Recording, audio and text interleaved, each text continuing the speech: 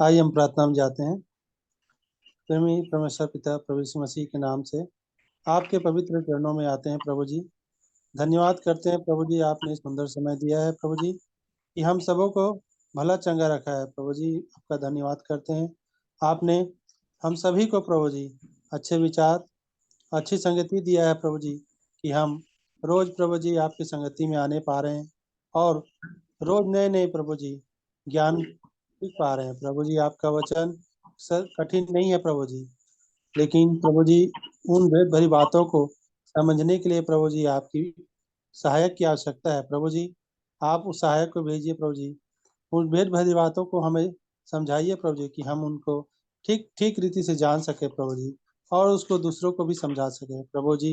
हम सबों पर दया कीजिए प्रभु जी, अनुग्रह कीजिए कि हम आपके मार्ग में प्रभु जी सदा चलते रहें प्रभु जी। आपके वचन में हम बने रहें और जो चाहे मांगे वह हो जाए प्रभु जी। आपने कहा है कि तुम मेरे वचन में बने रहो और जो मांगो वो हो जाएगा प्रभु। सचमुच में प्रभु जी हम आपके वचन में बने रहना चाहते हैं और आपका वचन प्रभु जी हमारे जीवनों में निरंतर कार्य कर रहा है प्रभु जी।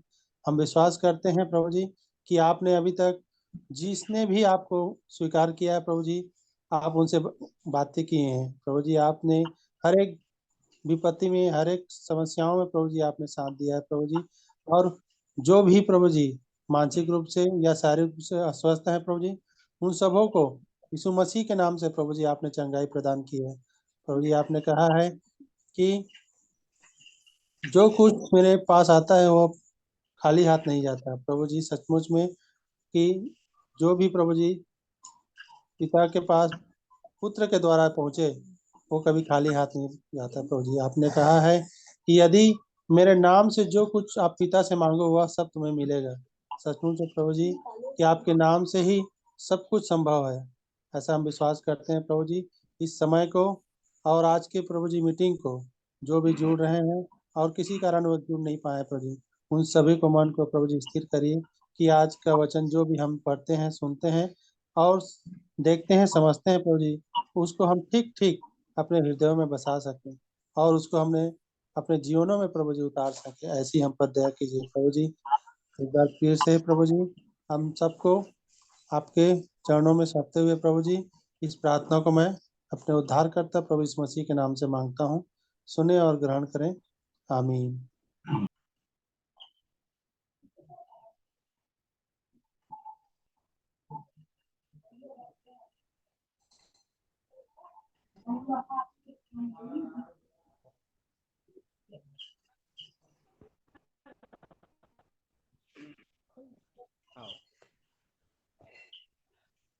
आए हम प्रार्थना में जाते हैं। धन्यवाद धन्यवाद प्रेमी पिता परमेश्वर प्रभु यीशु मसीह के चरणों के पास आते हैं, दंडवत करत हूँ, धन्यवाद करत हूँ प्रभु। सुंदर समय सुंदर दिन हम लदे है प्रभु जी, हम लोग जीवित रखे है प्रभु जी, तल बहुत बहुत धन्यवाद देते हूँ प्रभु जी। मोर घर परिवार, मोर बेटी बेटा, मोर नाते नौतरा, मोर पति सब संभाल के रखे है प्रभु जी, तल बहुत बहुत धन्यवाद देते हूँ प्रभु जी। आपके वचन हम ठीक ठीक सुन सकें, समझ सकें। हमारे कान को खोल देना परमेश्वर पिता। हम तो अंधियार में रहें परमेश्वर पिता, लेकिन तय ज्योति में लाए हमारा आँखी खुल गए प्रभु। हम तो जाने प्रभु हम अंधियार में रहें। आज मैं प्रभु ला नहीं पा रहे थे, मैं जीवित नहीं रखे प्रभु। आपकी हम हमरे आपको हम जांच सकें परमेश्वर पिता, ऐसे हमें समझ के आत्मा देना परमेश्वर पिता। आपके वचन हम ठीक ठीक जान सकें, समझ सकें और आपके वचन के हम पीछे पीछे जाने वाले हो सकें प्रभु। हमारी इच्छा नहीं, आपकी इच्छा पूरी हो प्रभु। अविनती प्रार्थना प्रभु यीशु मसीह के नाम मांगता सुने दया करे, आमीन। आमीन। आमीन।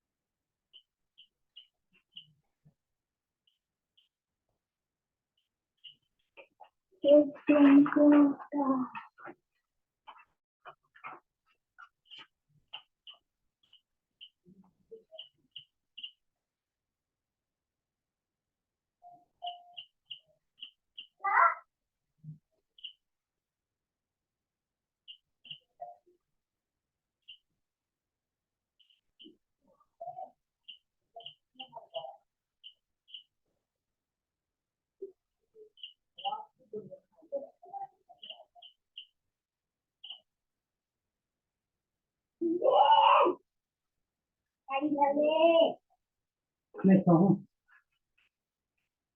दूसरा वाला है नहीं कहूँ दूसरा वाला है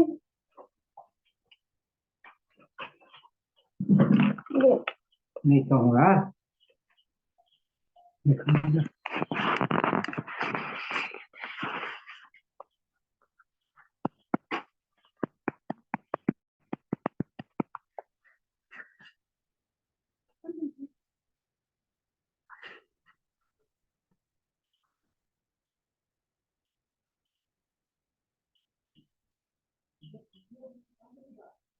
क्या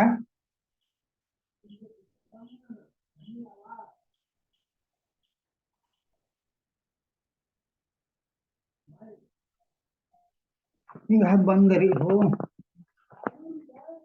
यह बंदरी हो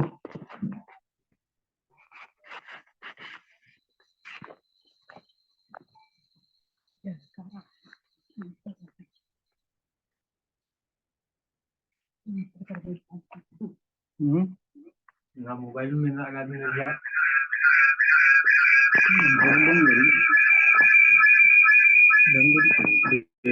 तो प्रार्थना करेंगे। प्रेमी, दयालु, अनुग्रहकारी, विलम्ब से कोप करने वाले परमेश्वर पिता, यीशु मसीह में होकर पिता आपके पास आते हैं पिताजी। तमाम उन आशीषों के लिए धन्यवाद देते हैं जो आपने हमारे जीवनों में दी प्रभु जी। आप हमें आत्मिक रूप से उठा रहे हैं प्रभु, इसके लिए धन्यवाद करते हैं प्रभु जी। दिन भर आज आपने संभाला प्रभु, काम करने के लिए सहायता मदद किया प्रभु, इसके लिए धन्यवाद करते हैं पिताजी। धन्यवाद करते हैं प्रभु जी इस संगति के लिए प्रभु जी।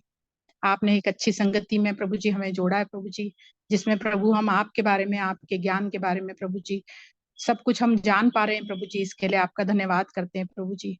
तमाम उन लोगों के लिए प्रभु जी जो इस संगति में जुड़ते हैं प्रभु जी और जो बाद में सुनते हैं प्रभु, हर एक को प्रभु जी आप उन आत्मिक आशीषों से भरना प्रभु जी, जिसकी इच्छा प्रभु आप हर एक पवित्र लोगों के लिए करते हैं पिताजी।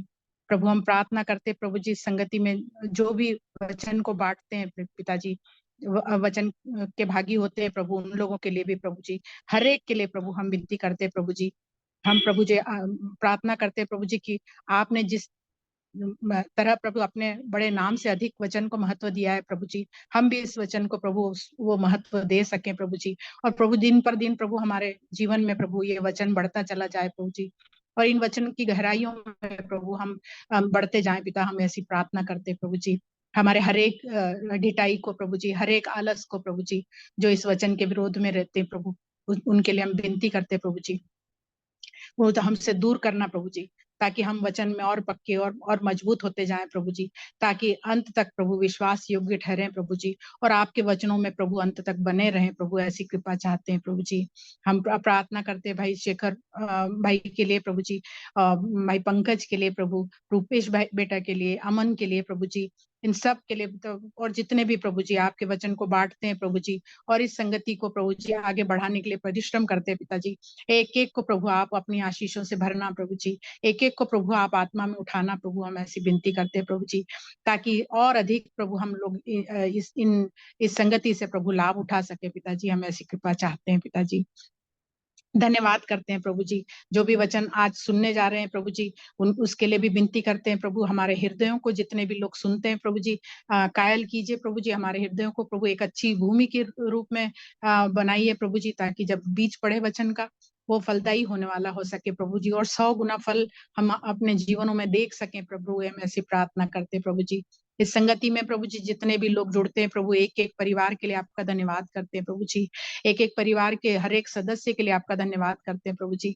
अभी तक आपने संभाला प्रभु जी, अपने अपने अनुग्रह में बना के रखा प्रभु, इसके लिए धन्यवाद करते हैं प्रभु जी, और विनती करते हैं प्रभु जी इस संगति में प्रभु जितने भी परिवार हैं, उन परिवारों में से यदि कोई भी आपके उस राज्य में से वंचित है प्रभु जी, आपके उद्धार के मार्ग पे प्रभु नहीं है प्रभु, हम उनके लिए विनती करते हैं प्रभु जी, वो भी प्रभु जी आपके उस उद्धार के मार्ग पे चलने वाले हो सके प्रभु जी।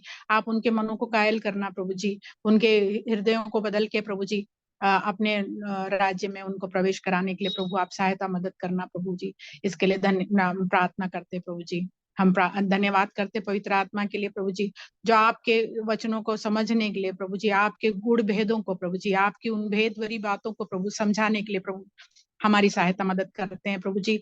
हम विनती करते हैं प्रभु जी की और भी अधिक गहराई से प्रभु आपके उन गुप्त बातों को प्रभु जी, भेद भरी बातों को समझ सके प्रभु जी। हमारी बुद्धि को ऐसा खोलना प्रभु जी, हमारे हृदयों को खोलना प्रभु जी, हमारे कानों को खोलना प्रभु, ताकि हम उन बातों को सुन सके प्रभु जी और अपने जीवन में उसको अप्लाई कर सके प्रभु। हम ऐसी कृपा चाहते हैं प्रभु जी।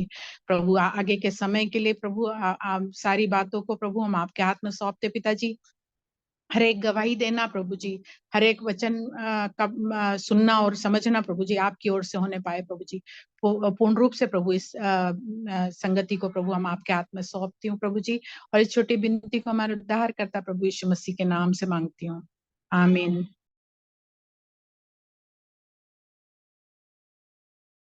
आप सभी को शालोम, गुड इवनिंग। ज्योति आंटी क्या से निवेदन कर सकते हैं लीड करने के लिए आज?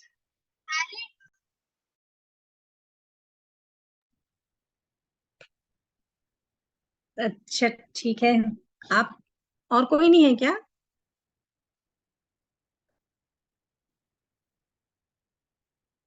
हेलो अमन। जी आंटी जी। और कोई है नहीं?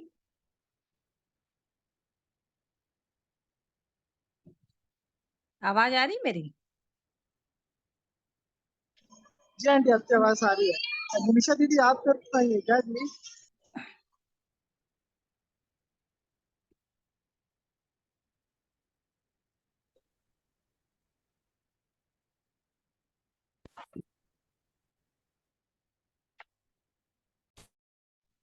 ठीक है, मैं करती हूँ। जी थैंक यू।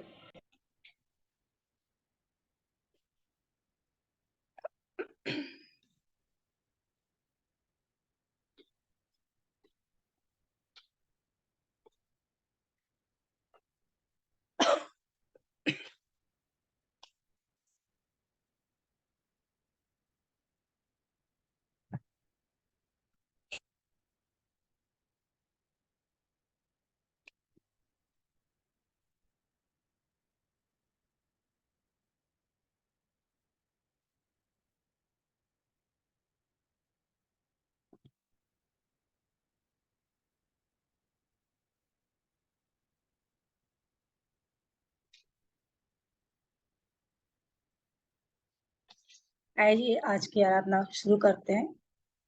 अत्यंत दयालु प्रेमी पिता परमेश्वर प्रभु यीशु मसीह के जीवित पवित्र नाम में होकर आपके पास आते हैं।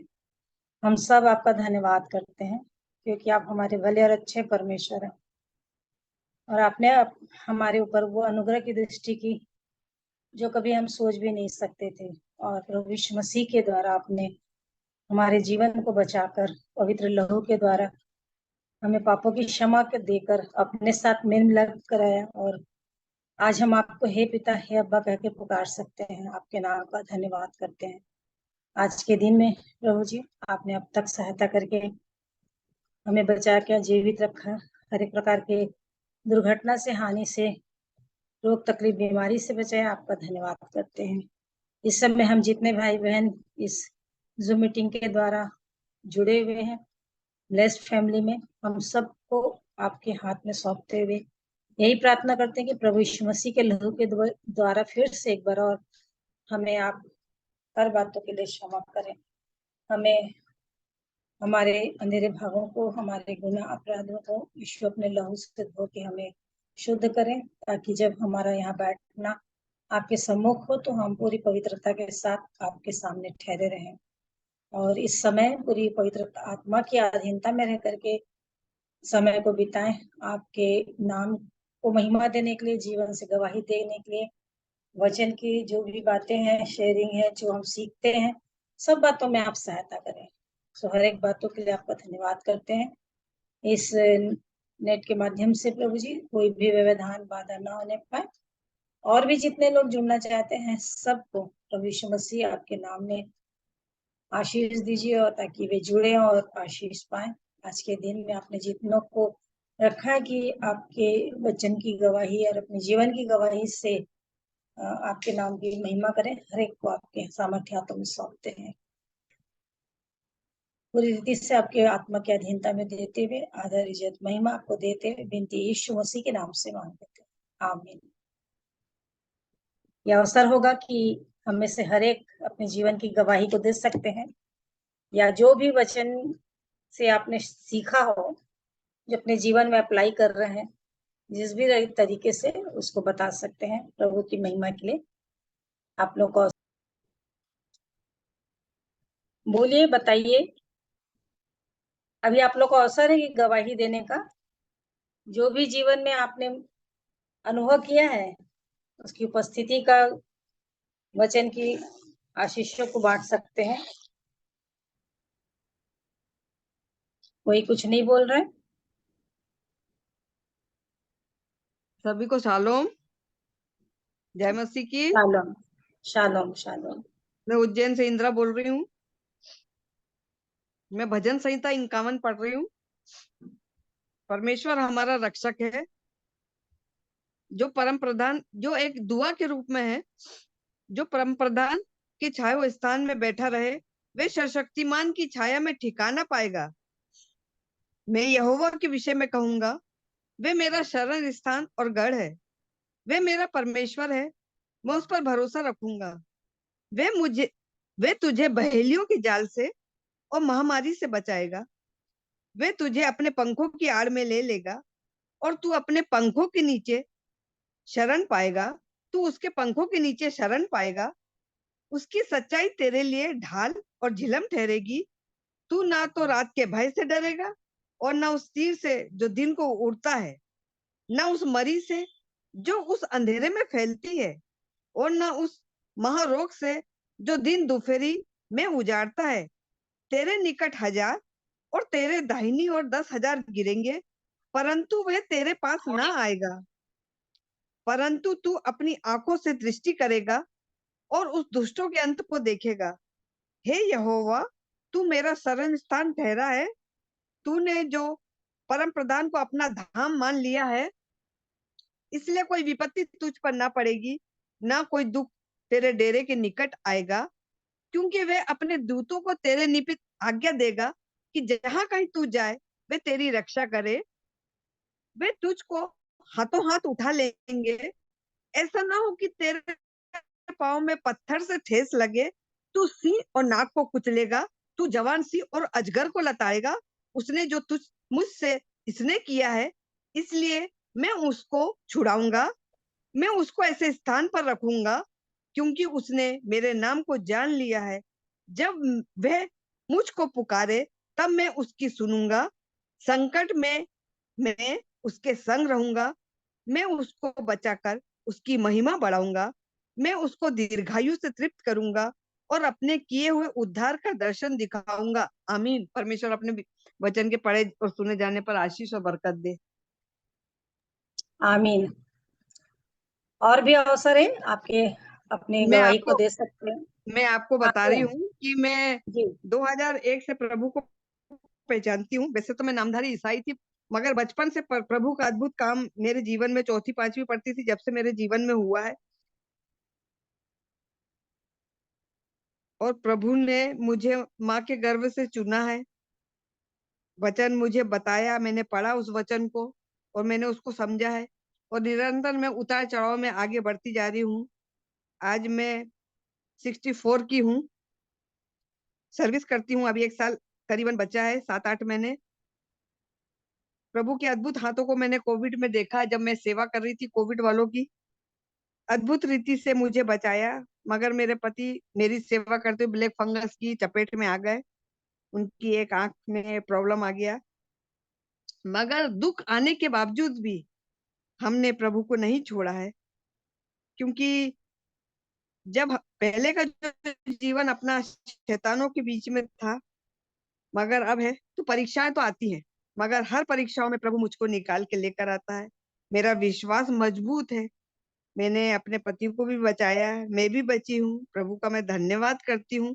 और आप लोगों की मीटिंग का, हालांकि मैं डेविड दादा के समय से जानती हूँ, काफी समय से मेरा संपर्क रहा उनसे, मगर मैं परेशानियों की वजह से, कुछ स्वास्थ्य की प्रॉब्लम की वजह से मैं मीटिंगों को अटेंड नहीं कर पाई। अब थोड़ा स्वास्थ्य मेरा ठीक है, ट्रीटमेंट तो मेरा चल ही रहा है अभी भी, आयुर्वेदिक चल रहा है, अभी फायदा हो रहा है काफी मेरे को।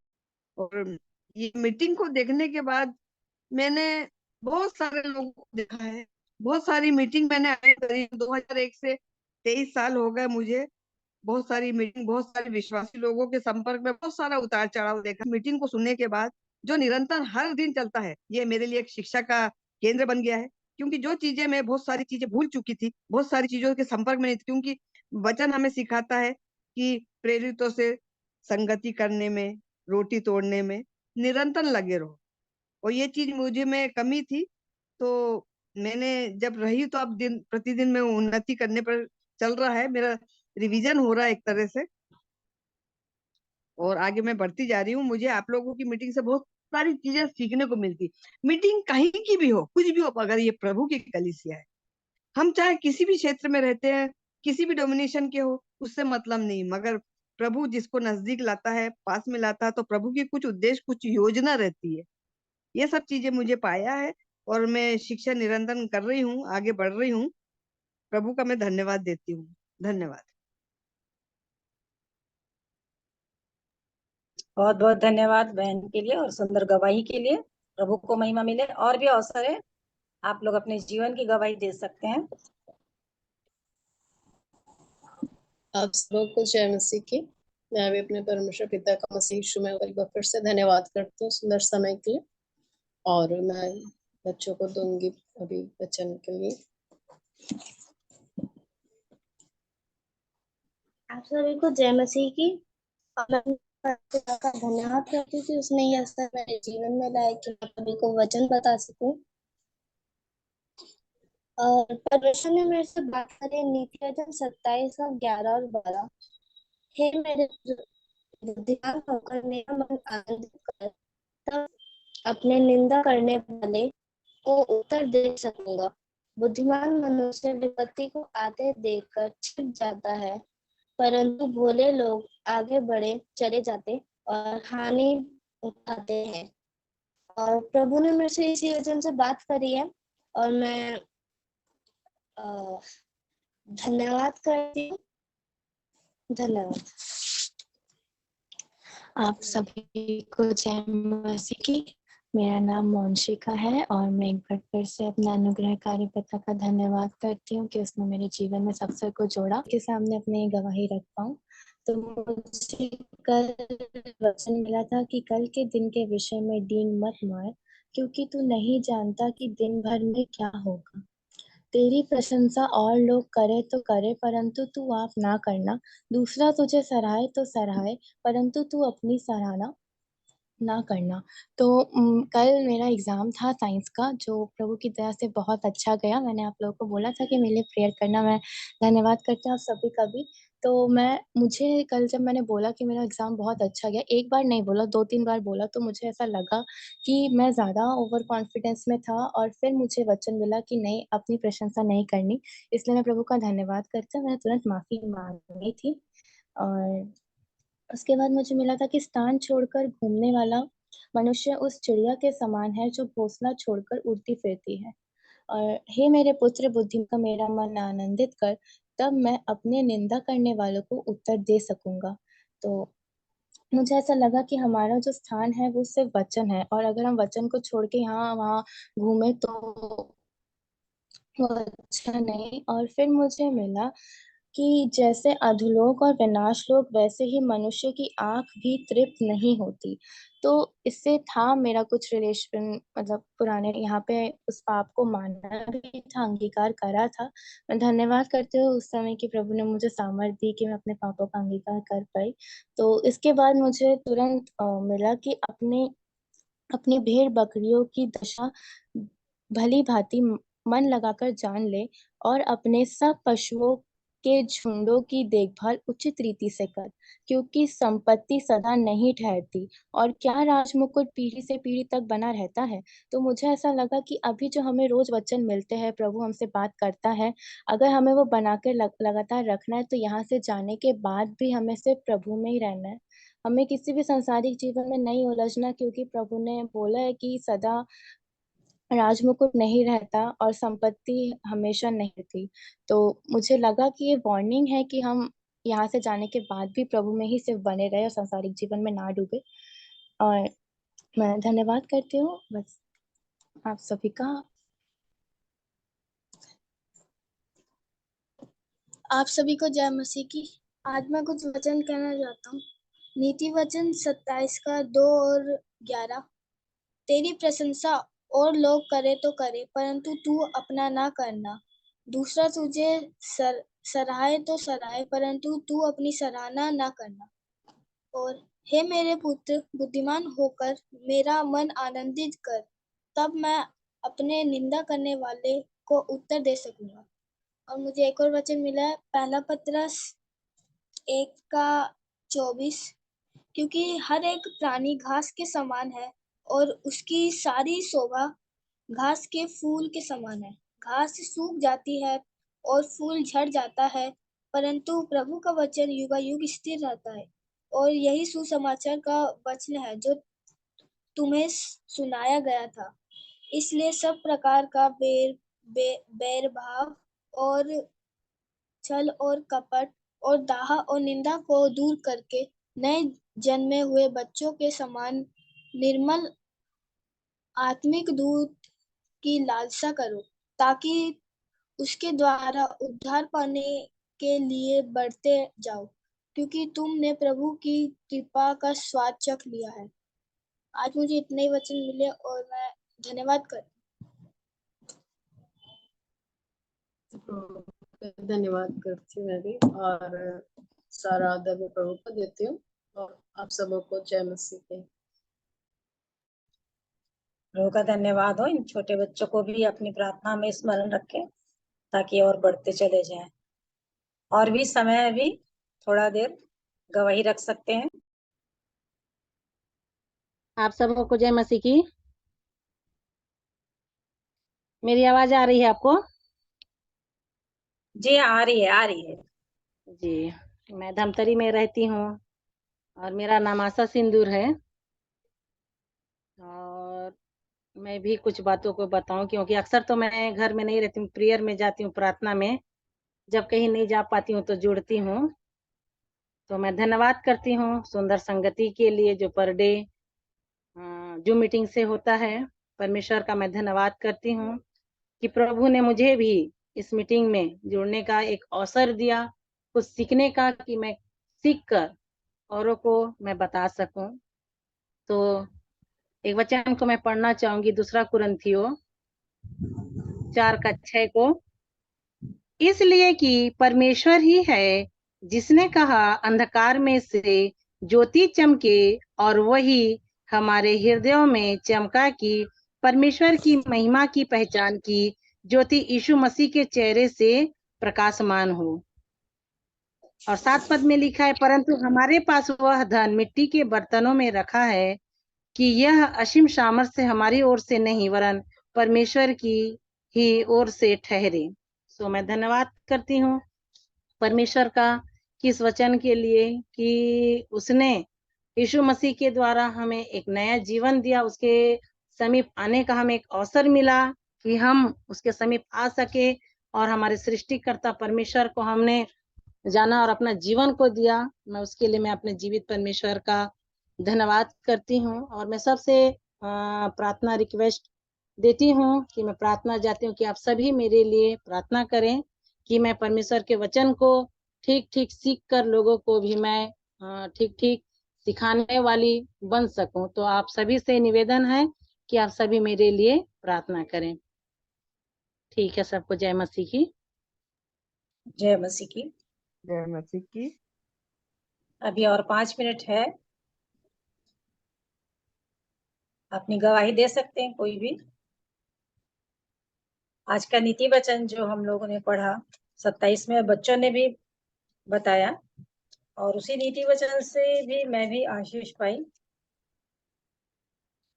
कि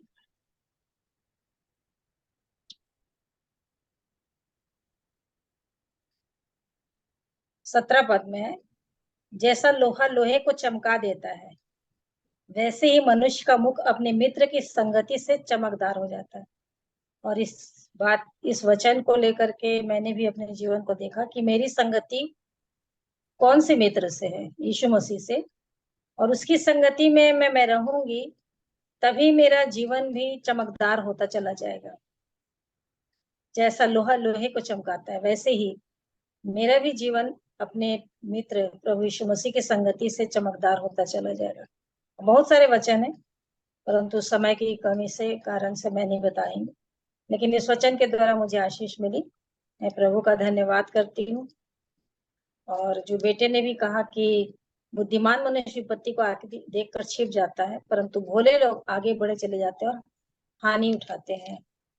और यही वचन एक जगह और लिखा हुआ है कि 22:3 में, चतुर मनुष्य विपत्ति को आते देखकर छिप जाता है, परंतु भोले लोग आगे बढ़कर दंड भोगते हैं। और ये सही बात है। प्रभु का धन्यवाद हो इन वचनों के लिए। हमारे साथ बड़े भैया लोग जुड़े हैं, यदि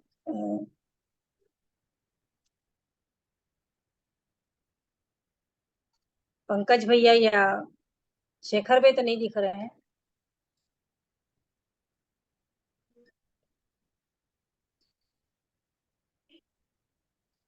आइए हम ही लोग कोई है और बोलने के लिए वचन से या बताने के लिए, तो उनको अवसर है।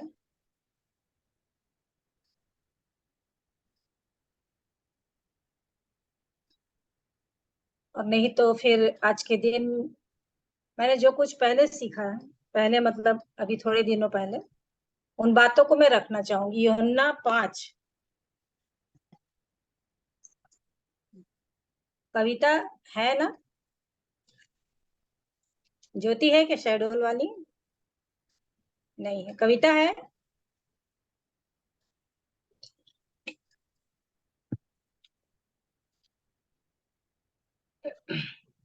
कविता भी नहीं सुन रही है।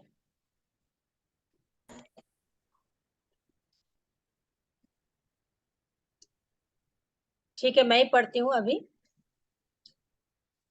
यहाँ लिखा हुआ यूहन्ना 5 के 1 और 2 3 है। 1 और 2 3। इन बातों के पीछे यहूदियों का एक पर्व हुआ और यीशु यरूशलेम को गया। यरूशलेम में भेड़ फाटक के पास एक कुंड है जो इब्रानी भाषा में बैतसदा कहलाता है, और उसके 5 ओसारे हैं। इनमें बहुत से बीमार, अंधे, लंगड़े और सूखे अंग वाले, और मेरी नया संस्करण है, इसमें लिखा पानी के हिलने की आशा में पड़े रहते थे। आइए एक छोटी प्रार्थना मैं करती हूँ। अनुग्रहकारी दयालु प्रेमी पिता परमेश्वर, यीशु मसीह के नाम से आती हूँ और धन्यवाद देती हूँ आज के दिन में प्रभु जी आपने वचन दिया। और धन्यवाद देती हूँ जितने बहनों ने, छोटे बच्चों ने गवाही दी अपने जीवन के लिए वचन की सहायता से, उन सबों को आशीषित करें और भी बढ़ाएं।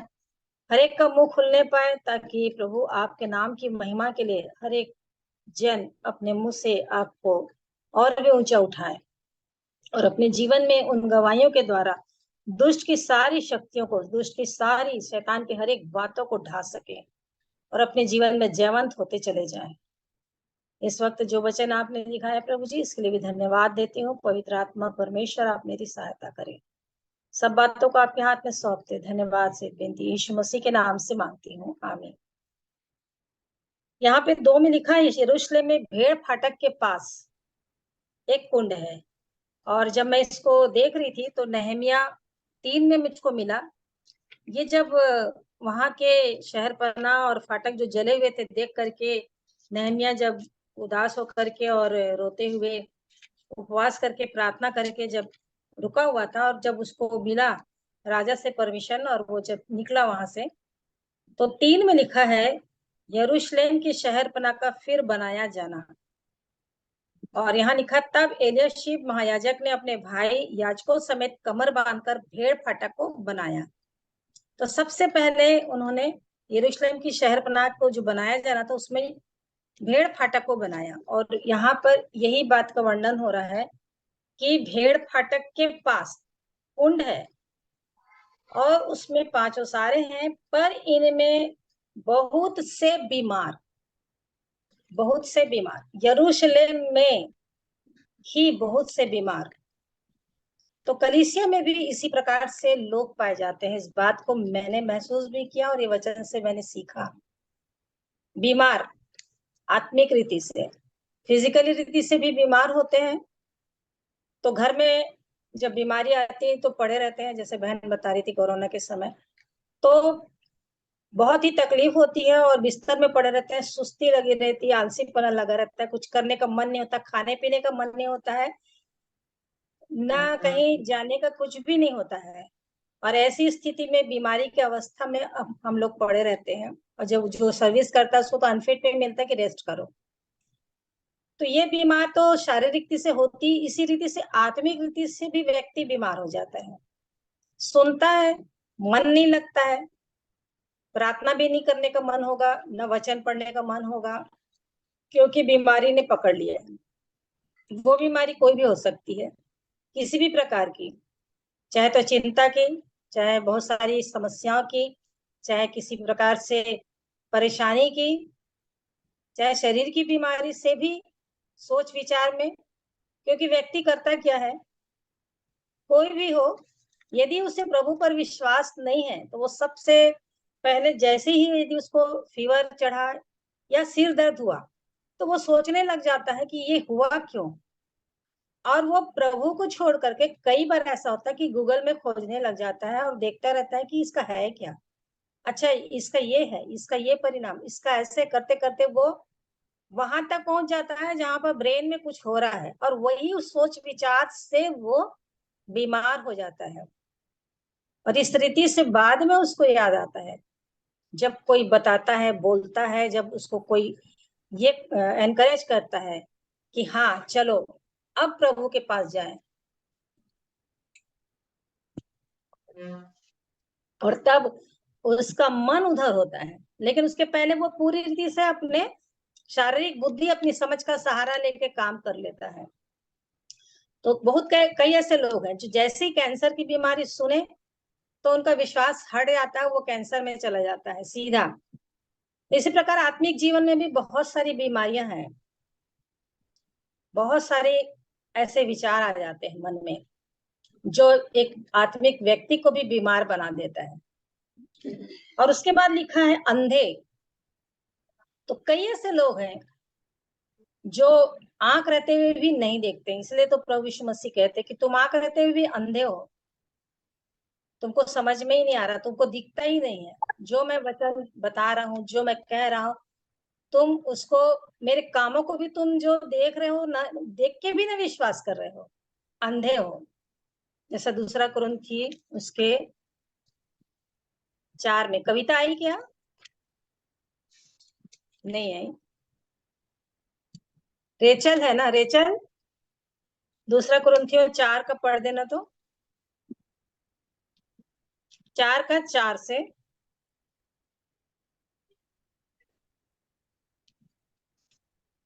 रेचल जी हाँ, 2 कुरिन्थी 4 का 4 से। जी। और उन अविश्वासियों के लिए जिनकी बुद्धि इस संसार के ईश्वर ने अंधी कर दी है, ताकि मसीह जो परमेश्वर का प्रतिरूप है उसके तेजो में सुसमाचार का प्रकाश उन पर न चमके, क्योंकि बस हम अपने को नहीं बस परंतु बस मसीह बस यीशु को प्रचार करते हैं।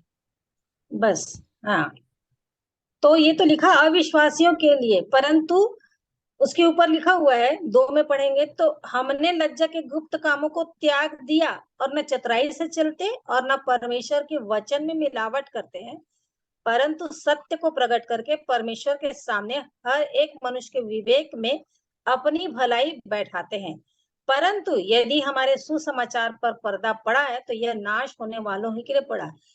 तो ये अविश्वासियों के लिए तो कह रहा है 2 कुरिन्थी 4 के 4 से। लेकिन हमारी ही कई कलीसिया में कई इस प्रकार के लोग रहते हैं जो अंधे रहते हैं, जो देखकर भी विश्वास नहीं करते हैं। कई आश्चर्य कर्म अपनी आंख के सामने देख लेते हैं, अपने बीते समयों में देख लेते हैं, महसूस कर लेते हैं, जान जाते हैं कि जो किया है प्रभु यीशु मसीह ने मेरे जीवन में किया है और उसी के द्वारा मैं इस भयानक बीमारी से चंगी होकर के निकली हूँ।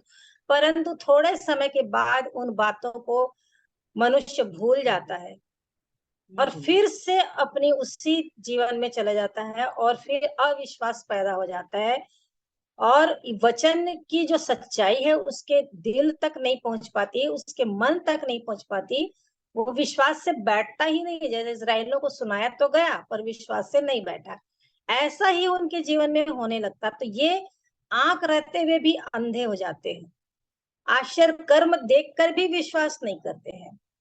एक दृष्टांत याद आ रहा है, यूहन्ना 6 में, यहाँ पर देखिए वो चेले लोग जितने रहते हैं, चेले कहती भीड़ जितनी रहती है, दूसरे पद में लिखा है एक बड़ी भीड़ उनके पीछे हो ली, क्योंकि जो आश्चर्य कर्म वो बीमारों पर दिखाता था वे उनको देखते थे। तो इस प्रकार से वहां पर जब उनको एक लड़का मिलता है जिसके पास 5 रोटी 2 मछलियां रहती हैं और प्रभु यीशु मसीह वो गिनती से 5000 लोगों को बैठा देते हैं, तो और उसके बाद फिर वो 5 रोटी और मछली को लेकर के धन्यवाद देके उनको बोलते हैं चेलों को कि तुम बांटो।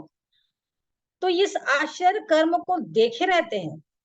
और देखने के बाद फिर क्या होता है, 22 से, दूसरे दिन उस भीड़ ने जो झील के पार खड़ी थी यह देखा कि यहाँ एक को छोड़कर और कोई छोटी नाव न थी, और यीशु अपने चेलों के साथ उस नाव पर न चढ़ा, परंतु केवल उसके चेले गए थे।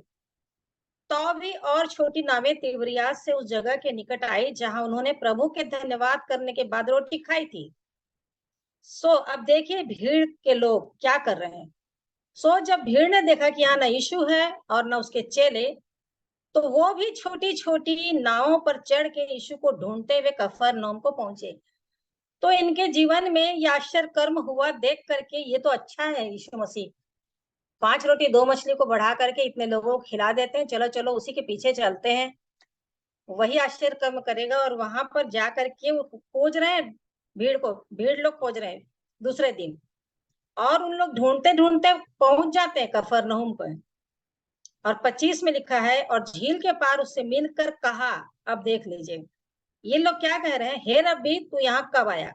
यीशु मसीह के आश्चर्य कर्म को देखने के कारण से, रोटी खाने के कारण से उन लोग पीछे पीछे आ गए, परंतु जो उन्होंने वचन को कहा, जो बातें वो सुनाते थे, जो कहते थे, उस पर उनका मन नहीं लगता था। तो ये बोल रहे हैं, हे रब्बी तो यहाँ कब आया। अब यीशु मसीह उनके मन की बात को जान जाते हैं और बोलते हैं, यीशु ने उन्हें उत्तर दिया कि मैं तुमसे सच सच कहता हूं, तुम मुझे इसलिए नहीं ढूंढते हो कि तुमने अचंभित काम देखे, परंतु इसलिए कि तुम रोटियां खाकर तृप्त हुए।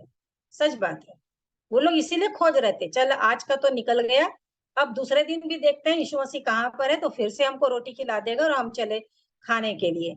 और इसलिए वो बोलते कि तुम रोटियां खाकर तृप्त हुए, इसीलिए तुम मेरे को ढूंढ रहे हो, तुम मेरे आश्चर्य कर्म को देख के विश्वास करके मेरे वचन को सुनने के लिए नहीं आए हो। इसलिए उन कहता है कि नाशमान परिश्रम के लिए भोजन मत करो। लेकिन उसके बाद अब सोचिए, इस सब कुछ को होने के बाद भी 30 में क्या बोलते हैं, फिर तो कौन सा चिन्ह दिखाता है कि हम उसे देखकर तेरी प्रतीति करें, कि तो कौन सा काम दिखाता है। अभी अभी तो एक दिन पहले ही तुमने देखा यीशु मसीह कैसा काम किए, और फिर से अभी पूछ रहे हैं अब तो कौन सा काम दिखाता है। मतलब वो लोग इतनी जल्दी इस आश्चर्य कर्म को देख के कि इतने लोगों को खिलाया यीशु मसीह, और उसी उद्देश्य से लोग खोजते खोजते वहां पर भी आए, लेकिन फिर से कहते हैं कि तू कौन सा चिन्ह दिखाता है। मतलब उनको और कुछ आश्चर्य कर्म और कुछ ऐसे काम यीशु मसीह दिखाए कि उनका वो जो शरीर की इच्छा है वो पूरी हो जाए, और वो उस पर उनका मन लगा हुआ था। और बहुत सारी बातें होती हैं आगे में कि वो लोग मतलब इतना ये करने लग जाते हैं कि वो तो हमारे बाप दादे तो जो खिलाए थे तो वो मन्ना था स्वर्ग से। तो यीशु मसीह बोलते हैं कि मूसा तो रोटी स्वर्ग से नहीं दी, परंतु मेरा पिता तुम्हें सच्ची रोटी देता है, स्वर्ग से रोटी देता है।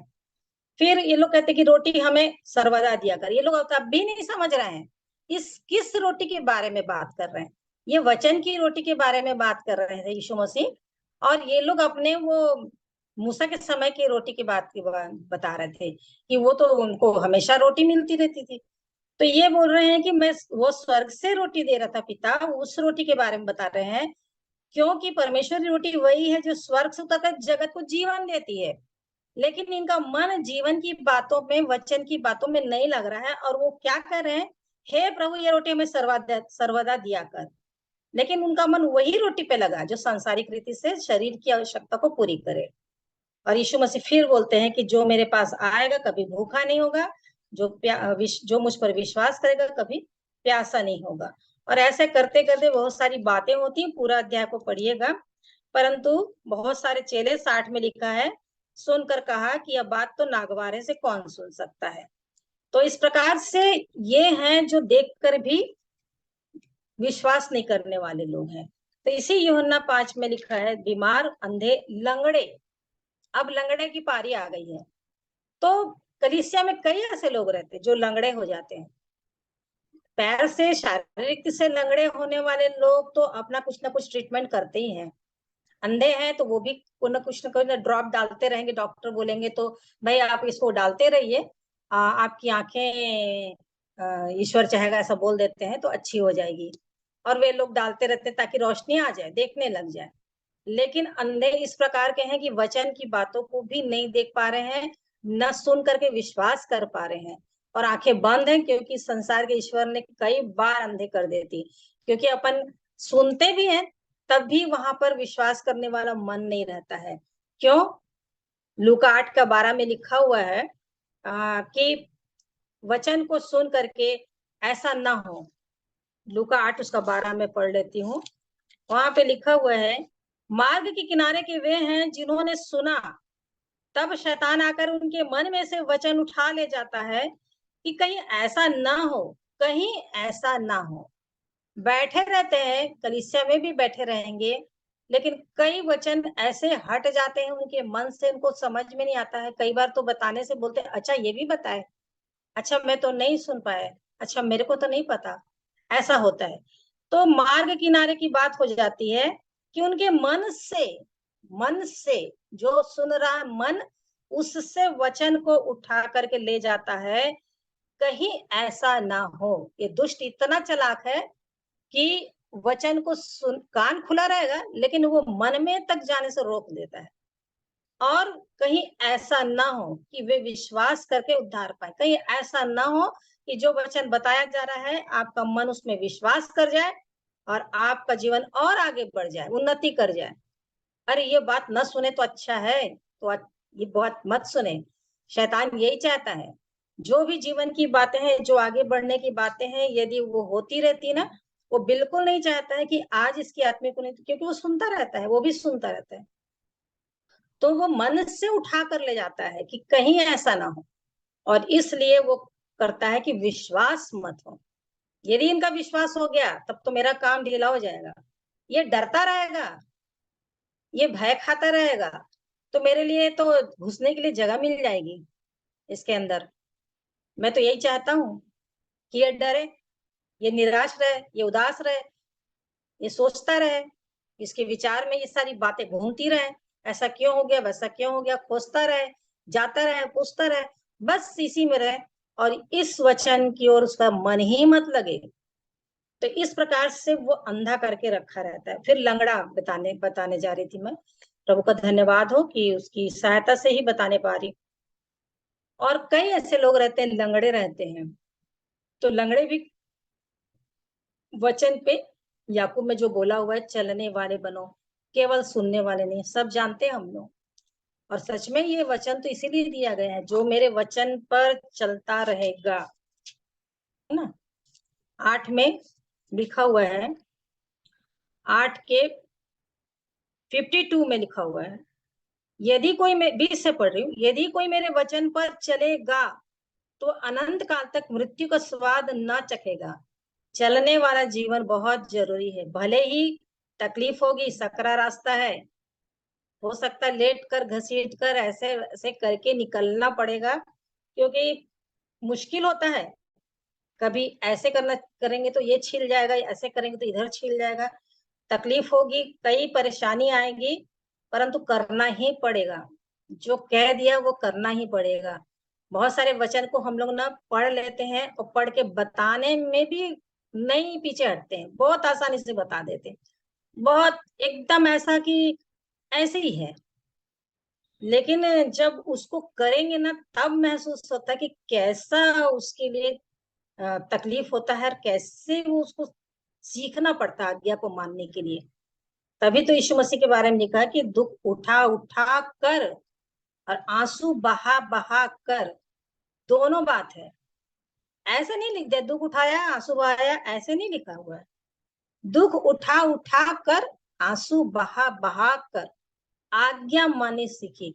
और ये होता ही है, जो चीज यीशु मसीह ने किया, यदि मैं उसका फॉलो कर रही हूँ तो वो दुख उठा उठा कर आएगा ही आएगा ही। पहला पत्रस 2:21 में बोल दिया है, मैं तुमको आदर्श दे चुका हूँ, मेरे पद चिन्हों पर चलो, जैसे मैंने दुख उठाया वैसे तुम भी चलो, है ना। उसको मैं पढ़ ही लेती हूँ। पहला पत्रस उसका 2:21, और तुम इसी के लिए बुलाए भी गए हो, इसी के लिए, पर्टिकुलर चीज के लिए, तुम इसी के लिए। जीवन में आएंगी परिस्थितियां, बुलाए भी गए हो। मेरी बुलाहट बहुत सारी है बुलाहट तो, और एक बुलाहट उसमें से ये भी है, क्योंकि मसीह भी तुम्हारे लिए दुख क्योंकि मसीह भी तुम्हारे लिए दुख उठाकर तुम्हें एक आदर्श दे गया है कि तुम भी उसके चिन्ह पर चलो। तो बहुत सारी तकलीफें आएंगी, लेकिन सबसे बड़ी बात, दाऊद जैसे कहते हैं कि चाहे हानि भी हो तो भी मैं नहीं डरूंगा, मृत्यु से भी नहीं डरूंगा, क्योंकि तू मेरे साथ रहता है। ये निश्चयता एक व्यक्ति के अंदर जब रहेगी ना, वो बिल्कुल ना घबराएगा ना डरेगा, परंतु उस दुख को झेलने के लिए भी ना उसके अंदर सामर्थ्य परमेश्वर पवित्र आत्मा के द्वारा देगा ही। तभी तो वो पौलुस बोलते थे कि मेरी निर्बलता, उसकी सामर्थ मेरी निर्बलता में सिद्ध होती है। मैं अति आनंद से भरपूर रहता हूँ, बोलते हैं, तकलीफ में, निर्बलताओं में अति आनंद से भरपूर। कैसे उसके अंदर आए इतने सारे जोखिमों में, ये वो बाप रे कितने ज्यादा, हमसे तो बहुत ज्यादा वो झेलते रहे। बस एक अंदर उसकी धुन थी, ये सारी बातों को कूड़ा करकट समझ करके कितना विद्वान सब कुछ हटा दिया, सब लाभ की बातें हटा करके एक उद्देश्य को, कैसे मैं मसीह को प्राप्त करूं, कैसे मैं मसीह को कैसे भी करके मैं उसके मृत्युंजय की सामर्थ को, उसके जी उठने के पद तक पहुंच जाऊं, पा जाऊं मैं मसीह को। बस ये लगन उसके अंदर थी। वो सब कुछ उसको मालूम था कि सब बेकार है। हाँ, काम भी कर रहा था, लिखा था, किसी पे भार नहीं था। वो अपना काम धंधा करते हुए प्रचार कर रहे थे, किसी पे भार नहीं होते थे। तो इसलिए यहाँ पर परमेश्वर के वचन मुझे भी सिखा रहे हैं, इसी के लिए बुलाए भी गए हो क्योंकि मसीह भी तुम्हारे लिए दुख उठाकर तुम्हें एक आदर्श दे गया। और सब जान रहे हैं कि यीशु मसीह कैसे दुख उठाए। वो निकले गलील से और यरूशलेम की ओर धीरे धीरे बढ़ते चले जा रहे थे। उनको पता है मेरे को पिता ने क्यों भेजा है, लिखा है शास्त्र में, उसने अपने विषय में जान गया कि मैं क्या क्यों कैसे प्रसन्न करूं प्रभु को, मैं उसकी इच्छा कैसे पूरी करूं। यीशु मसीह जब पढ़े होंगे, जब बढ़ रहे होंगे और पढ़ते रहे होंगे, तो कैसे उनको खुद लग रहा होगा ये तो सब मेरे बारे में है और मेरे को ये काम करना है। उनको सब पता है, यहूदा ऐसा कर लेगा, मैं चुना तो हूँ, ऐसा कर लेगा, ये एक दिन ऐसा करेगा, ये ऐसा करता है, ये चोरी कर लेता है पैसा। बहुत अच्छा लगता है कि कभी उसको वो नहीं किए, क्या बोलना चाहिए, उसको टॉर्चर नहीं किए, न किसी कभी बोले कि तू गलत कर रहा है, गलत कर रहा है। साथ में रह रहा है, देख रहे हैं, सब कुछ कर रहे हैं, वचन सुन रहा है, सब कर रहा है, लेकिन उसके अंदर जो था उससे प्रभु यीशु मसीह से हटा और दुष्ट उसके जीवन में काम किया। हमारे सीखने के लिए बहुत अच्छी बात है कि जैसे ही प्रभु यीशु मसीह की संगति से हटे तो वो दुष्ट पूरी रीति से कब्जा करने को तैयार रहता है। तो देखता ही रहता है कब इसका मन हटे यीशु मसीह के वचन से, यीशु मसीह की ओर से, कि मैं इस पर पूरा अपना कब्जा बना लूं। पतरस भी मुकरा लेकिन उसने पश्चाताप किया, रोया। इसलिए प्रभु यीशु मसीह उसको प्यार करते हैं। उसको बोलते नहीं कि तू तो मेरे को छोड़ के चला गया, तुम लोग सब छोड़ दिए, अब तू भी मेरे को, मैं बोला था तेरे को ऐसा करने का नहीं। लिखा है प्रेम से मुड़कर उसको देखे, जब मुड़े तो प्रेम से देखे। सोचिए कि उनके प्रेम में कैसा तरस और क्या उनकी आंखें, क्या उनका भाव। वो कुछ बोले नहीं, बस पलट कर देखे और उस प्रेम में ही वो पतरस रोने लग गया, फुट फुट कर। याद आ गया उनको बात कि मेरे को प्रभु ने ऐसी बात कही थी और मैंने वो काम किया। लेकिन सच में कि कितना अच्छा कि पतरस समझ गया उन सारी बातों को। तो प्रभु यीशु मसीह हमारे लिए इस बुलाहट को दिए कि हम दुख उठा करके उसकी पद चिन्हों पे चलें, वो आदर्श देगा बोल रहे हैं, तो हमको भी चलना ही है। तो इस प्रकार से लंगड़े जो हैं, दो वचन को सुन रहे हैं, सुने हुए वचन से कोई लाभ नहीं हुआ इजराइलियों को।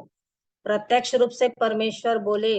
कल परसों के दिन में जब शेयरिंग हो रहा था मंगलवार को, तो इस वचन को मैं जब शेयर कर रही थी, निर्गमन गिनती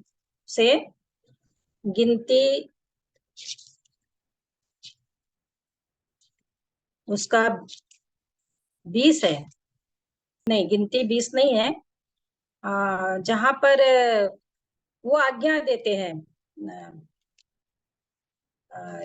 परमेश्वर उनको 10 आज्ञा जो देते हैं, निर्गमन में है, हाँ निर्गमन 20 में है, तो वहां लिखा हुआ है तब परमेश्वर ने ये सब वचन कहे। बस जिसको मैं पढ़ी जब शेयरिंग हो रहा था, तो इस वचन को, इस लाइन को, पहला ही वचन, तो मेरे को परमेश्वर का कहा हुआ शब्द ना भयानक रीति से वो मेरे अंदर वो हो गया, रिवील हो गया कि परमेश्वर ने ये सब वचन कहे। वो तो मूसा को दिए पत्थर पे लिख करके बोलते गए, लिखता गया, वो अलग है, लेकिन ये सुनाए जाने का वर्णन है। तो परमेश्वर ने सब वचन कहे, और जब वो बोले तो मैं उसको एहसास कर रही थी कि वो कैसे बोले होंगे, पूरा 1-2 से लेकर के 17 तक। और उसके बाद क्या लिखा है, और सब लोग गरजने और बिजली और नरसिंगे के शब्द सुनते और धुआं उठते हुए पर्वत को देखते रहे, और देख के कांप कर दूर खड़े हो गए। और वे मूसा से कहने लगे, तू ही हमसे बातें कर, तब तो हम सुन सकेंगे, परंतु हम परमेश्वर हमसे बातें ना करे, ऐसा ना हो कि हम मर जाएं। मूसा ने लोगों से कहा, डरो मत, क्योंकि परमेश्वर इस निमित्त आया है कि तुम्हारी परीक्षा करे और उसका भय तुम्हारे मन में बना रहे कि तुम पाप ना करो। बस ये बातें कि परमेश्वर ने ये वचन कहे, और कैसे कहे हैं कि वो लोग इतने ऊंचाइयों में, परमेश्वर पहाड़ में, और वहां पर से गरजने, बिजली, शब्द नरसिंगे का, धुआं, पर्वत को देख रहे हैं। वो सब एहसास करके मैं देखी कि कांप कर दूर खड़े हो गए, क्योंकि उसके पास कोई पशु भी नहीं जा सकता था, कुछ हो नहीं सकता था, वो पवित्र परमेश्वर है। और मूसा से बोल रहे, तू ही बातें कर, हम सुनेंगे तो मर जाएंगे, हमसे नहीं हो सकता, हमसे बातें करेगा परमेश्वर तो हम नहीं सुन सकेंगे। तो इस प्रकार से परमेश्वर के कहे हुए वचन इस रीति से होते हैं, लेकिन फिर भी लोगों के जीवन में वो काम नहीं करता, क्योंकि वो एहसास नहीं होता, वो उसका भय नहीं रहता परमेश्वर का, कि सच में परमेश्वर अपने वचन से ये जो बोल रहे हैं, इससे मेरे जीवन के लिए बातें आ रही हैं, तो मैं वचन के अनुसार सही में अपने आप को सुधार लूं, ठीक कर लूं।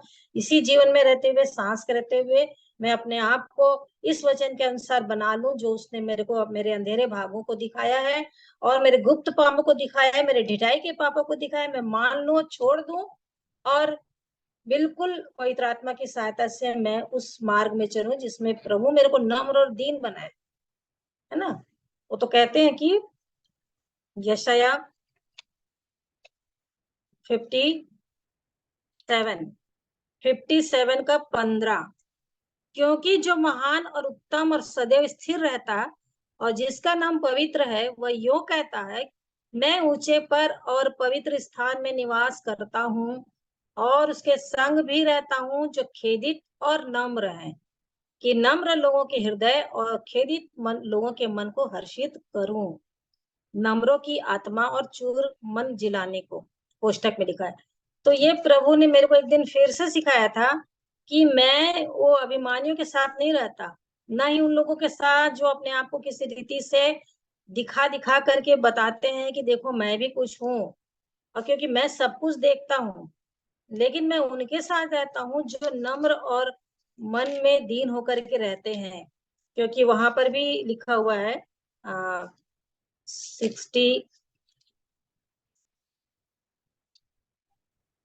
66 में 2 में, यहोवा की यह वाणी है, ये सब वस्तुएं मेरे ही हाथ की बनाई हुई हैं, सो ये सब मेरी है, परंतु मैं उसी की ओर दृष्टि करूंगा, उसी की ओर दृष्टि करूंगा, सब की ओर नहीं करूंगा।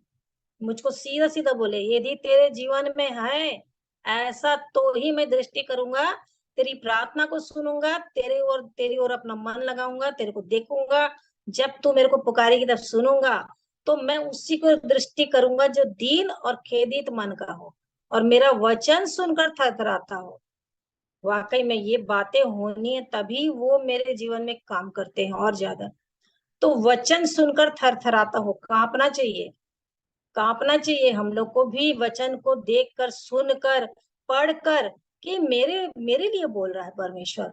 क्योंकि ये वचन अभी परसों की कब तो शेखर भैया बता रहे थे कि कौन कौन दोषी ठहराएंगे, तो ये वचन भी रहेगा, क्योंकि तुम मेरा वचन सुनकर विश्वास नहीं करे, ये वचन ही रहेगा कि जो मेरे को दोषी ठहराएगा। तुम्हारे पास था और तुम क्या किए।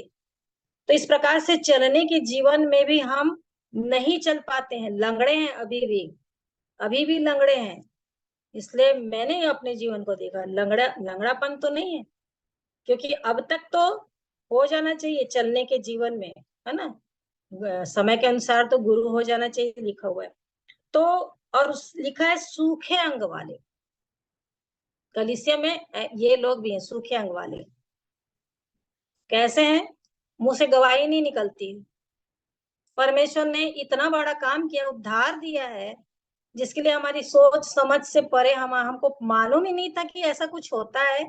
और अद्भुत रीति से हमारा सबका जीवन बदल गया। यीशु के लहू में हम सब शुद्ध हो गए, मुफ्त में सब कुछ मिल गया। उस लहू की कीमत को भी हम लोगों ने अपने जीवन में उतनी रीति गंभीरता से जान कर भी नहीं जान रहे हैं उसकी गंभीरता को, और ये भी नहीं सोच रहे हैं कि ये जो मिला है मुझको उद्धार, और लिखा है डरते और कांपते हुए अपने अपने उद्धार का काम को पूरा करते जाओ। तो मेरे जीवन में आज के दिन में प्रभु ने वचन से कौन सी बात कही, क्या बात कही, क्या नहीं कह रहा है, तो बहुत ही गंभीर बात है। बात क्यों नहीं कर रहा, इस बात को विचार करें। क्यों उसका मुंह मेरी ओर से फिर गया, क्यों मुंह छिपा लिया। दाऊद कितने बेताबी से बेचारा 51 में बोलते हैं कि अपना मुख मत छिपा, मेरे पापों से मुख फेर ले। मतलब तू बोल, मेरे से बात कर, फिर से पवित्र आत्मा दे, नए सिरे से उत्पन्न कर। वो छटपटा जाते हैं क्योंकि उनके अंदर वो महसूस ही नहीं हो रहा था। तो इस बात को जो वो व्यक्ति जान पाएगा जब उससे परमेश्वर बात करना बंद कर देगा।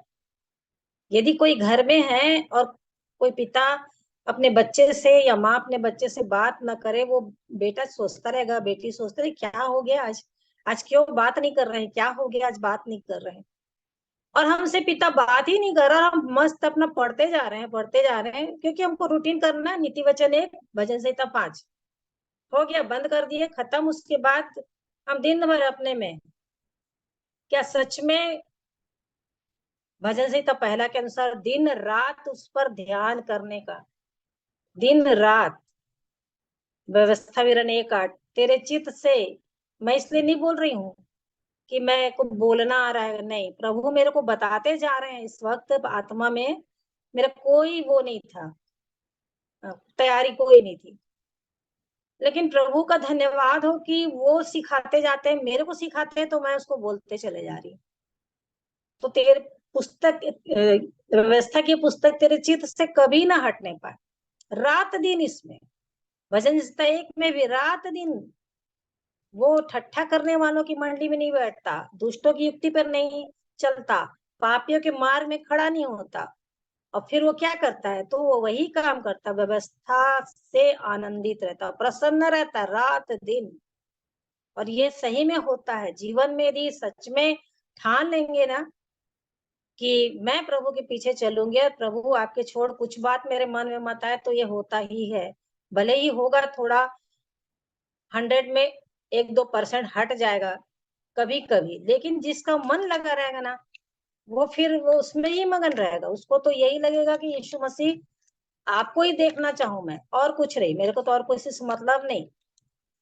कौन क्या हो रहा है, क्या मैसेज आ रहा है, कहाँ से मैसेज, मतलब खबर, अखबार में क्या छप रहा है, टीवी में क्या दिख रहा है, कौन क्या बोल रहा है, दुनिया में क्या होने वाला, इस सब से कोई मतलब नहीं। ये भेद वेद ये भी बातें हट के केवल एक बात, जैसे प्रभु का धन्यवाद हो, 1 कुरिन्थियों उसका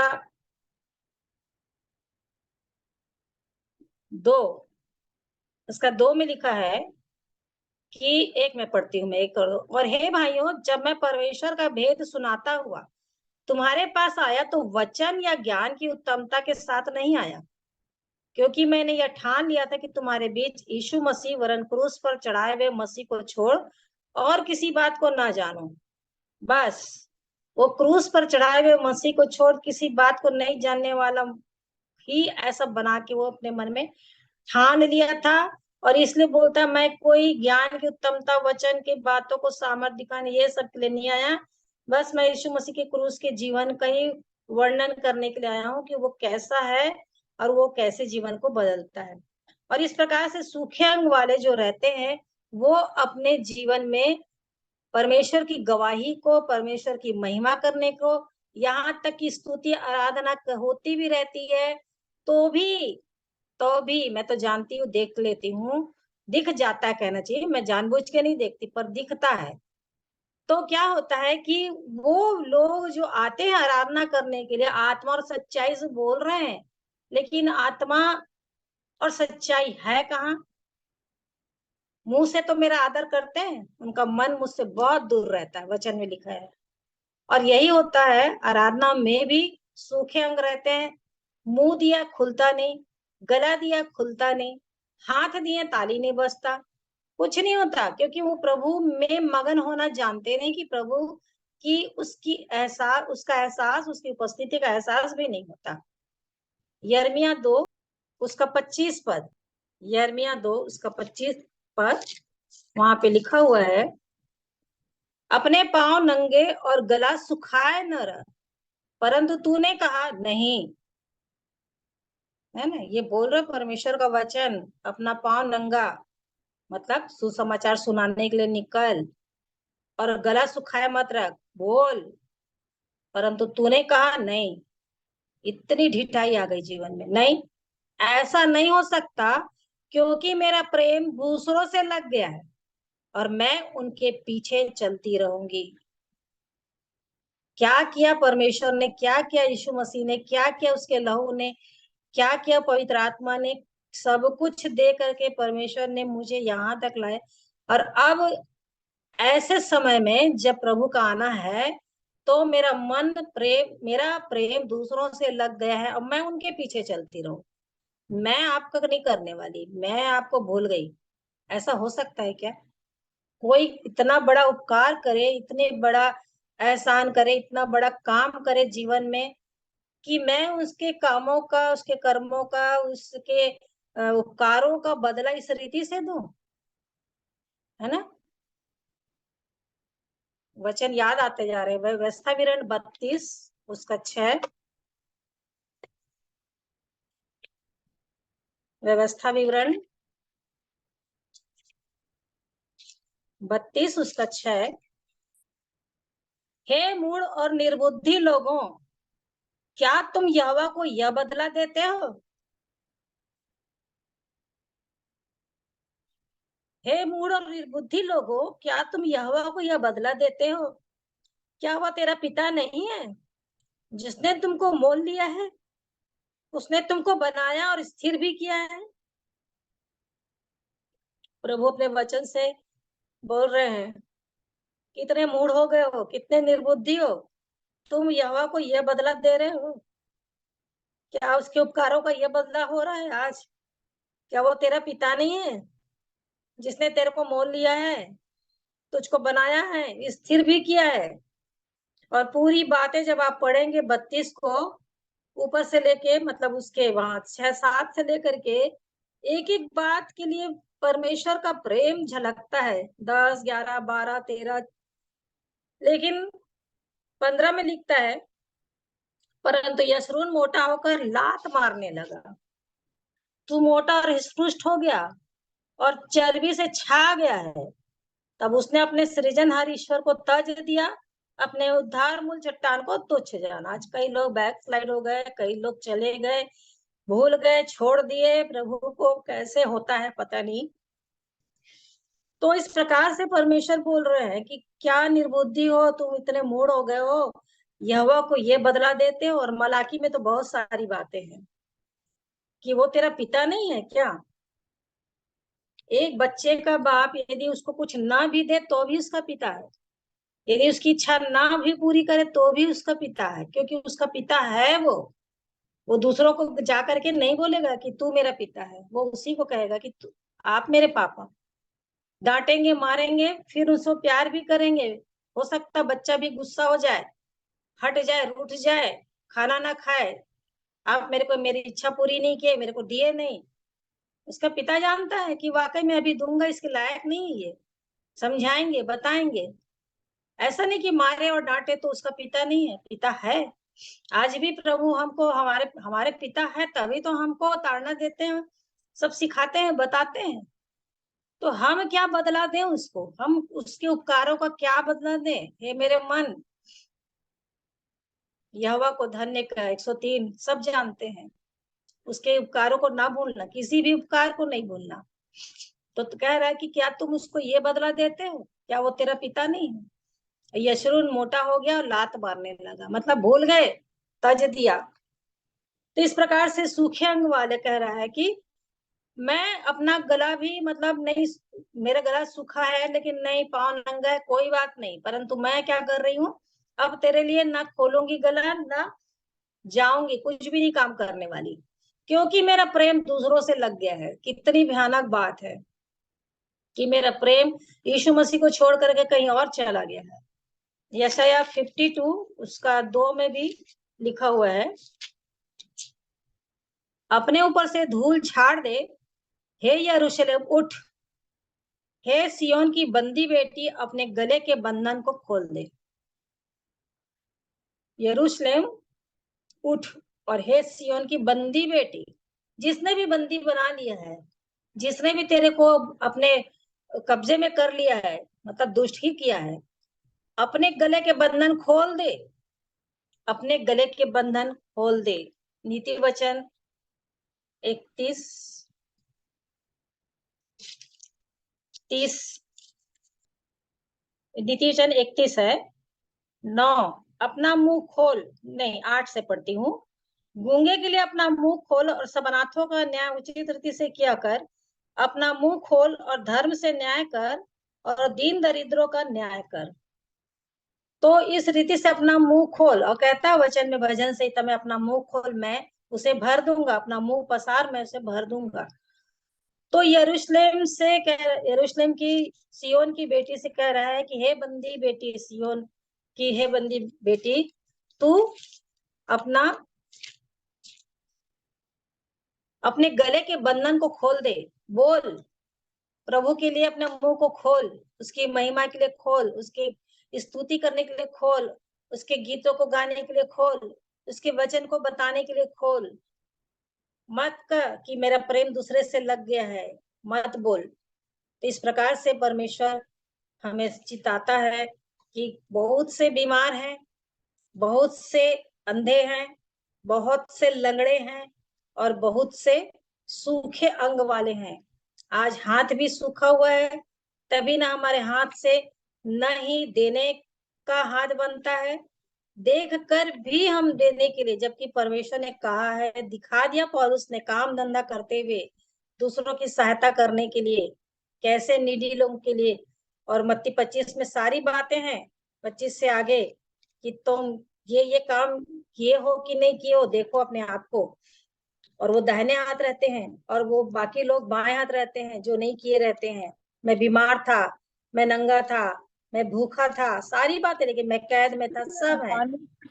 तो इस प्रकार से सूखे अंग भी हैं जो हमारे निष्क्रिय हो गए हैं और हम उसमें पड़े हुए हैं। उस अंग को ठीक करने का भी हमको इच्छा नहीं है, हम उसी में संतुष्ट है।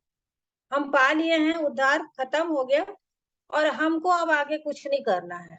हम सुनते रहेंगे, हम सुन करके उस पे हाँ अच्छा लगा, अच्छा बोले, अच्छा हुआ, ऐसा है। लेकिन उस पे चल करके अपने लंगड़ेपन को ठीक करें, अपनी आंखों को ठीक कर लें, अपने बीमारीपन से ठीक हो जाए, ये हमारे अंदर नहीं रहता है। तो ये सब बातें जो हैं, ये बीमार, अंधे, लंगड़े, सूखे अंग वाले, जो मैंने कहा भजन संहिता 1 में, उसके अनुसार यदि ये सारी तकलीफों को हम अपने उस वचन के अनुसार जांचेंगे और करेंगे, तभी हम उस हर बात से हट सकते हैं।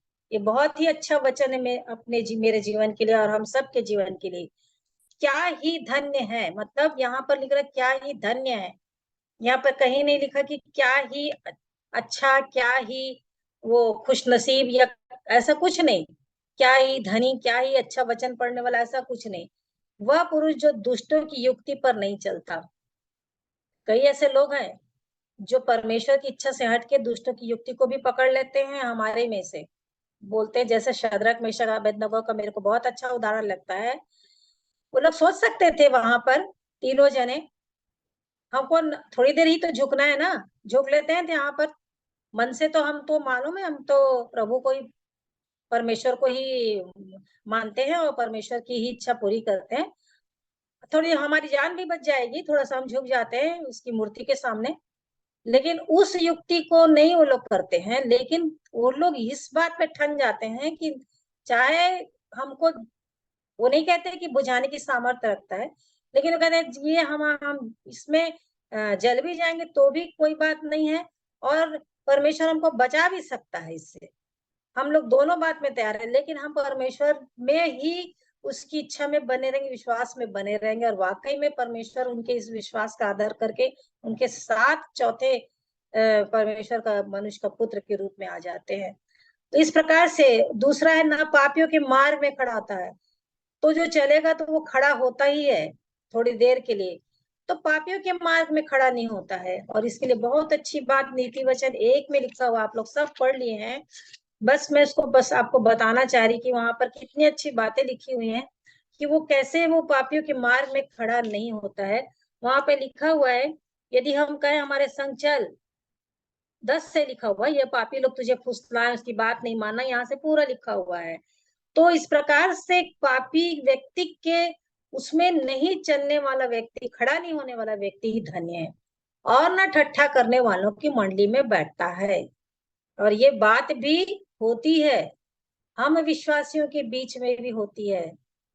बहुत खतरनाक बात है। फिर से में लिखा है, न तुम्हारे बीच में हंसी मजाक न ठट्ठा की कोई बात सुनी जाए, परंतु धन्यवाद ही सुना जाए। ये बिल्कुल पसंद नहीं है परमेश्वर को, नहीं है, बिल्कुल पसंद नहीं है। ना ठट्ठा करने वालों की मंडली में बैठना, हटो वहां से तुरंत। जो व्यक्ति मैच्योर होता जाएगा इस जीवन में, मेरे को मालूम है, मुझे महसूस होता है, मुझे क्या मतलब पवित्र आत्मा को महसूस होता है, वो शोकित होता है कि हट यहाँ से, इन लोगों के बीच से उठो, भले हैं ये लेकिन हटो यहाँ से। तो जैसे ही पवित्र आत्मा सिखाता है मैं वही काम करती हूँ, मैं खसक जाती हूँ, मैं हट जाती हूँ, अपनी बड़ाई के लिए, घमंड की कोई बात के लिए नहीं, परंतु प्रभु सिखाते हैं, पवित्र आत्मा सिखाता, तभी ये काम हो सकता है जब उसको मैं पूरी रीति से अपने जीवन में कब्जा करने के देती हूँ कि हाँ आप करो काम। लेकिन वो क्या करता है, वह यहोवा की व्यवस्था से प्रसन्न रहता है। सच में वचन दिखाया, आत्मा बोला, हटाया, उसी समय तुरंत करना है, उसकी व्यवस्था पर रात दिन ध्यान करता है, तब वो उसका क्या काम होता है, उस वृक्ष के समान होता है जो बहती नालियों के किनारे लगाया गया, अपनी ऋतु में फलता है, पत्ते कभी मुरझाते नहीं कि उसकी जड़ नीचे पहुंच जाती। इसलिए जो कुछ वो पुरुष करे वो सफल होता है, कुछ भी करे उसके बाद वो सफल होता ही है, वो सफल होगा ही। इसलिए ये 3 बातें ऊपर की हो जाएं, इसलिए वो कुछ पुरुष करेगा सफल होता है। प्रभु का धन्यवाद इन सारी बातों के लिए, और प्रभु हम सब की सहायता करें। और मुझे भी आशीष मिली प्रभु ने, क्योंकि मुझे मेरा जीवन दिखाया। प्रभु का धन्यवाद, पवित्र आत्मा का धन्यवाद, प्रभु के वचन की प्रशंसा हो कि वो हमारे जीवन के लिए सच में पथ, मेरे पांव के लिए दीपक है और पथ के लिए उजियाला है। आप सबों को शालोम। आइए प्रार्थना में जाएंगे। अनुग्रहकारी दयालु प्रेमी पिता परमेश्वर, प्रभु यीशु मसीह के जीवित और पवित्र नाम में आपके चरणों में आती हूँ। हृदय की गहराई से आपका धन्यवाद करती हूँ, क्योंकि आप सच में महान परमेश्वर हैं। आप कभी नहीं चाहते हैं, कभी नहीं चाहते हैं कि हम में से कोई भी भटके या कोई भी इधर उधर हो। इसलिए आप हमेशा हमेशा आपकी निगाहें हमारे ऊपर रहती हैं, और आप ऐसे ऐसे वचन देते हैं पवित्र आत्मा की सहायता से कि हम अपने जीवन को देखें, अपने आप को देखें। मैं अपने आप को देखी, बीमार, अंधे, लंगड़े, सूखे अंग वाले, यरूशलेम के भेड़ फाटक के पास सब हैं, लेकिन ये सारी स्थितियों से आपने हटने के लिए अच्छाई, चंगाई और कैसे मिले, ये सब बातों को आपने बताया। आपका धन्यवाद करती हूँ। हर एक के मन में प्रभु जी वचन जो भी आपका लिखा हुआ है विश्वास के साथ बैठे, क्योंकि आप कभी झूठ नहीं बोलते, और कुछ भी ऐसा नहीं है प्रभु जो आप नहीं कर सकते, कुछ भी ऐसा नहीं। सब कुछ करने वाले, सब कुछ, किसी बात पे शक कर ही नहीं सकते, कभी भी नहीं कर सकते, क्योंकि आपने ऐसे ऐसे काम किए जिसकी गिनती नहीं, था नहीं लगती। सच में प्रभु जी, हम जितना भी आपके नाम की महिमा और गुणवाद करें कमी है, क्योंकि आपने इतने उपकार किए हैं, इतने उपकार किए कि हम गिन नहीं सकते। सब कुछ आपकी ओर से मिलता। हम क्या हैं प्यारे प्रभु? हम अपने आप से कुछ भी नहीं कर सकते। हम एक पल के लिए सांस भी नहीं ले सकते। आपकी अनुग्रह ना हो, आपकी करुणा ना हो, हम चल भी नहीं सकते, हम जी नहीं सकते। हम कल के दिन को भी नहीं देख सकते, अभी क्या अगला पल होगा ये भी नहीं जानते। लेकिन आपकी बड़ी दया होती है प्रभु जी, सच में बड़ी दया होती है, जिसके लिए हम इस लायक नहीं रहते, लेकिन कैसे आप प्यार करते हैं, कैसे आप हम पर अपनी दया को बनाए रखते हैं। आप नहीं चाहते कि हमें से कोई नाश हो, और इसलिए आप अभी भी अवसर पर अवसर दे रहे हैं कि मन फिरा लें, मन फिरा लें, मन फिरा लें पूरी रीति से, आपके वचन के आईने में देखते हुए, अपने आप को देखते हुए, न केवल प्यारे प्रभु आप बोलने के लिए, उपदेशक बनने के लिए नहीं प्रभु जी, आपने ये वचन तो मेरे लिए दिया है कि मैं इसको जीवन भर जब तक मैं हूँ पढ़ूं, और इसमें से अपने जीवन में अपने गलतियों को देखूं, अपने पापों को देखूं, अपने सारे उन अंधकार के बातों को देखूं, अंधकार के भागों को देखूं, ताकि मैं आपकी आत्मा के द्वारा उजियाले में चलूं फिरूं। सच में प्रभु जी, और आपके आने के पहले आपके लिए एक सच में प्रभु ऐसी दुल्हन में, कलीसिया में शामिल हो जाऊं जिसको आप लेने आ रहे हैं। प्यारे प्रभु, सच में आपका वचन थरथराने के लिए है प्रभु, कांपने के लिए है। जिस प्रकार से वो इजरायली लोग आपका वचन जो आप कह रहे, वो कितना भयानक कैसे लगा होगा प्रभु जी, और उस सुन के डरते हम मर जाएंगे बोलते हैं। ऐसे ही प्यारे प्रभु जी, हम भी जब भी ये वचन पढ़ते हैं, हमें हल्का कभी भी ना लगे, कभी भी नहीं लगे।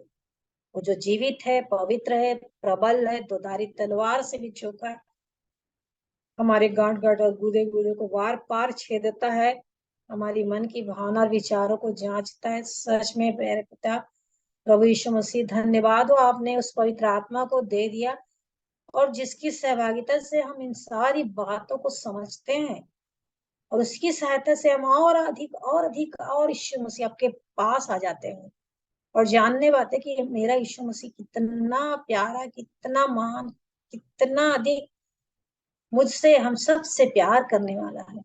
धन्यवाद हो प्यारे प्रभु आपके इस प्रेम के लिए, जो हमारे वर्णन से, हमारी समझ से हम कुछ भी नहीं समझ सकते, उससे भी अपार है, और अनगिनत उपकारों के कारण से हम आपके सामने झुकते हैं प्रभु जी। दाऊद की रस, सचमुच तेरे हाथ से तो सब कुछ मिलता है, हमने तेरे हाथ से पाकर तुझको दे दिया। और यही बात है प्यारे प्रभु, हम सब कुछ, सब लोगों के जीवन में जो भी आप देते हैं, सब कुछ हम आपको दे देते हैं वापस, धन्यवाद के साथ। जब हम आपको छोटी सी भेंट भी देते हैं, वो धन्यवाद के साथ, आपको जरूरत ही क्या है प्यारे प्रभु, सब कुछ तो आपका है। सब जानवर आपके बनाए हुए, सब कुछ पक्षी, सब सृष्टि, स्वर, सब कुछ आपको दे, क्या दे प्रभु। इसलिए हम अपने टूटे हुए मन को लाते हैं प्रभु जी, और अपना धन्यवाद का बलिदान चढ़ाते हैं। आपकी दया हम पर हमेशा बनी रहे, हमेशा बनी रहे, ताकि हम कभी भी आपके मार्ग से ना हटे।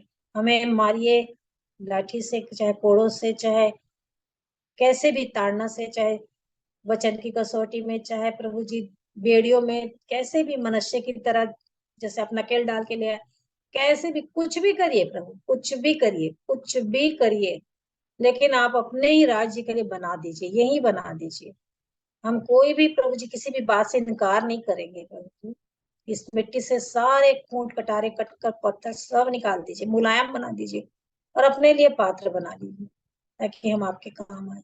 तो सब बातों के लिए मैं धन्यवाद देती हूँ, हर एक प्रियो के लिए मैं धन्यवाद देती हूँ।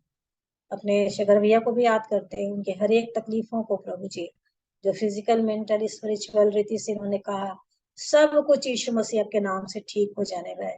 हमारे बड़े भाई पंकज भैया, हेमंत भैया, हेम भैया, और भी जितने हैं प्रभु जी, सब आपके नाम में प्रभु जी और भी उन्नति करते हुए, जो हमारे आदर्श हैं प्रभु जी, आपने इनको रखा है कि हम इनके द्वारा सुने और जाने, आपके मन की इच्छाओं को समझे। सब बातों के लिए मैं धन्यवाद देते हुए, धन्यवाद से बिनती यीशु मसीह के नाम से मांग लेती हूँ, आमीन। आमीन। जय मसीह की। शालोम। जय मसीह की, जय मसीह की। अमन है तो एंड करेंगे, या हेम भैया जैसे भी। जी आंटी जी, थैंक यू सो मच। परमेश्वर पिता का धन्यवाद देते हैं ज्योति आंटी के लिए। आत्मा की अगुवाई में शुरू से लेकर अंत तक सब बातों में प्रभु ने आंटी की सहायता की और उन्होंने हमारी सहायता की प्रभु के वचनों के द्वारा, हर प्रार्थनाओं के द्वारा। मैं परमेश्वर पिता का धन्यवाद देता हूँ। आप सभी का धन्यवाद जो संगति में जुड़ सके, प्रार्थना में सहयोग दिया, गवाहियों के लिए, हर एक बातों के लिए मैं परमेश्वर पिता का धन्यवाद देता हूँ। और कल फिर हम प्रभु के दयानुग्रह में जुड़ेंगे शाम 7 बजे से। हमारी संगति का समय है, प्रार्थना का समय है, और 7:30 से संगति का। आप सभी आमंत्रित हैं ताकि हम सभी आशीषित हों और दूसरों के लिए भी आशीष का कारण बने। धन्यवाद। Shalom. Good night. Good night. जय मसीह की। Shalom, good shalom. Night. Shalom shalom shalom. तो अब हम मीटिंग एंड कर रहे हैं, यदि और कोई कुछ नहीं कहेंगे तो मीटिंग एंड कर रहे हैं।